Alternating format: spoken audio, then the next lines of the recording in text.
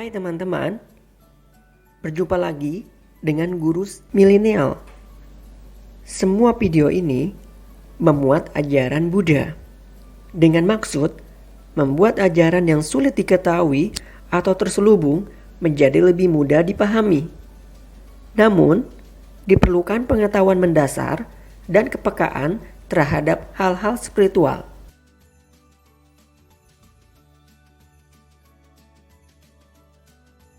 Pada kali ini, kita akan membahas orang buta dan gajah. Udana 6.4 Tita Sutta. Diceritakan pada saat itu sejumlah pengelana dari aliran-aliran lain tinggal di sekitar Sawati. Mereka menganut dan menyebarkan berbagai pandangan. Mereka suka bertengkar dengan berkata, kebenaran seperti ini. Kebenaran bukan seperti itu. Kebenaran bukan seperti ini. Kebenaran seperti itu. Hingga Sang Buddha menceritakan tentang gajah dan orang buta. Pada suatu hari, 6 orang buta semenjak lahir dikumpulkan menjadi satu dan dimintai keterangan seperti apa gajah itu. Karena mereka tidak bisa melihat, mereka tidak tahu bahwa itu gajah. Walaupun demikian, tiap orang ingin menunjukkan kehebatannya. Orang pertama mendekati dan tangannya menyentuh gading gajah. Ia pun berkata, aku tahu. Gajah itu kayak tombak yang runcing. Lalu si gajah menjulurkan belalainya dan mengenai orang yang kedua. Hei, hati-hati, itu bukan tombak, tapi ular. Sembari orang kedua menjauh setelah menyentuh belalai gajah. Sedangkan orang ketiga meraih kaki si gajah, ia pun melingkarkan tangannya di kaki tersebut dan berteriak, aku tahu, ini batang pohon yang besar. Orang keempat merapat dan ia berhasil meraba badan sang gajah. Tidak. Ini besar dan keras. Ini tembok, bukan batang pohon. Orang kelima dan keenam penasaran dan berupaya menggapai si gajah. Kali ini gajah mengibaskan kupingnya.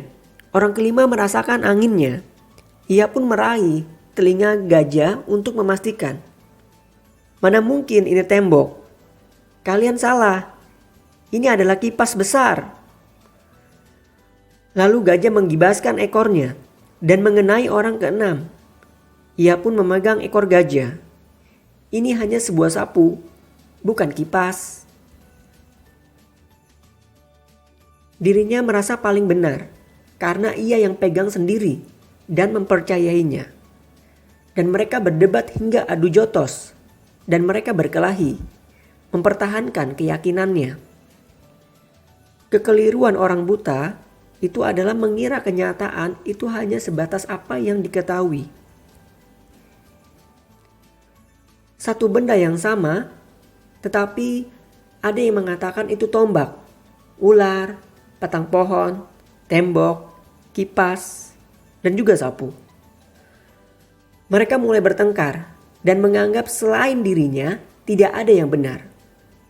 Kekeliruan dari masing-masing orang buta tersebut bukan soal kualitas dari penjelasannya, melainkan keyakinan dan pernyataan tentang gajah secara keseluruhan dan menganggap penjelasannya lah yang paling benar.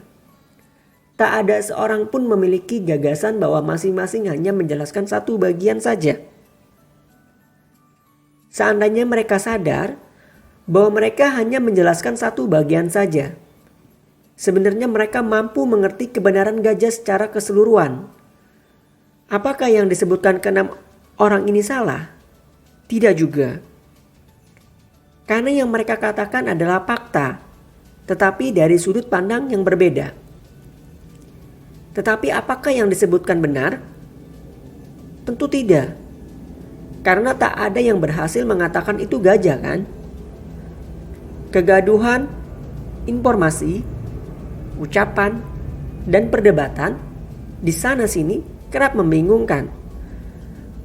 Apalagi bila semua merasa paling benar.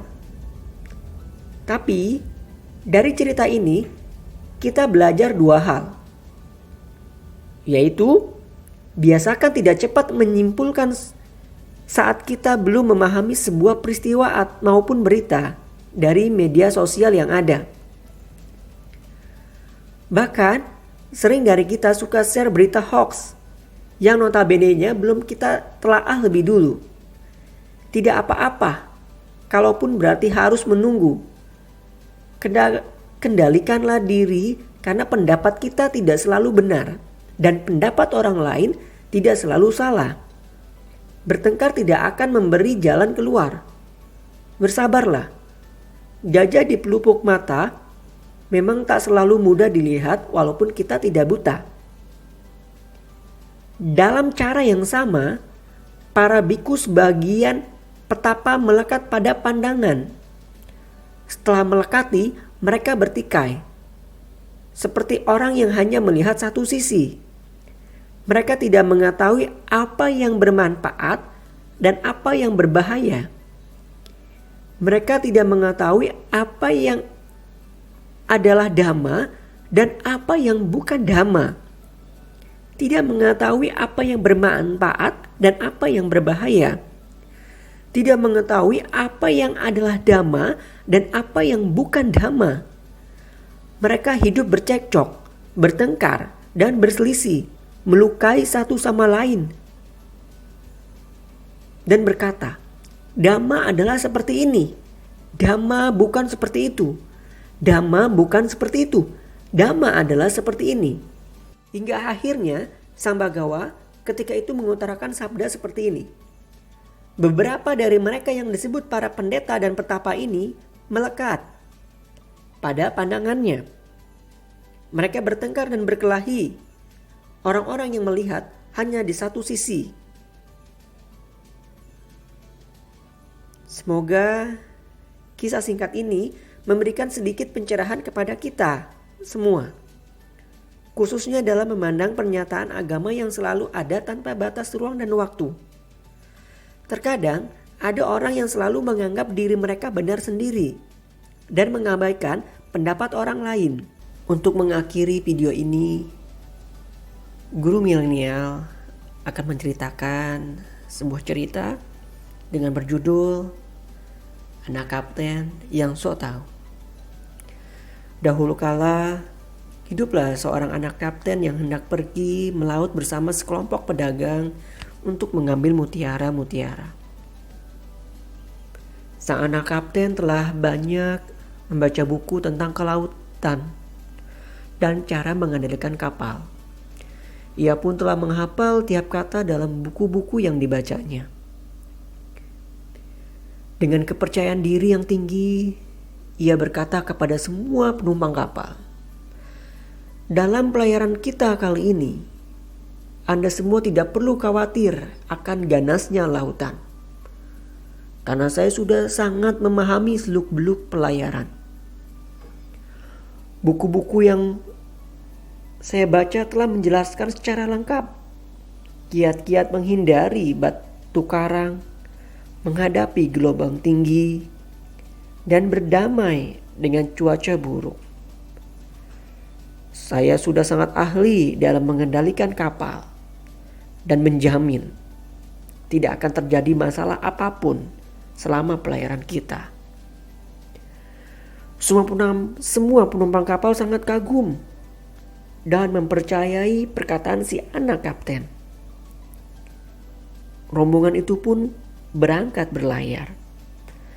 Secara tak terduga di tengah perjalanan, sang nakoda kapal tiba-tiba mengalami sakit keras dan tidak mampu menjalankan tugasnya sebagai nakoda.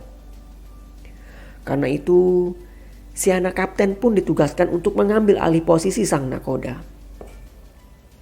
Baru saja ia mulai bekerja, tiba-tiba sebuah pusaran air besar muncul, entah dari mana, tepat di hadapan kapal. Pusaran air itu tersebut membuat kapal itu berputar-putar. di tempat dan terancam tersedot ke dasar lautan. Si anak kapten pun berkata dengan nada yang yakin, "Inilah teknik menyimbangkan kapal dengan mengubah haluan yang benar sesuai dengan petunjuk buku.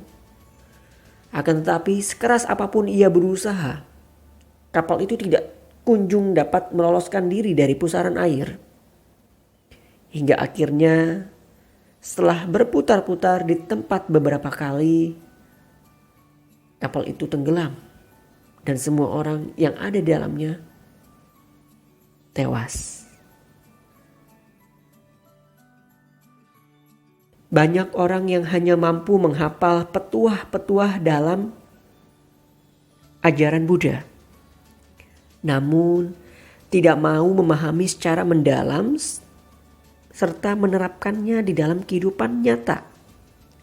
Hasilnya, mereka sangat mudah tergoda untuk melanggar larangan dan pantangan yang ada, serta gemar mempengaruhi orang lain untuk melakukan pelanggaran yang sama.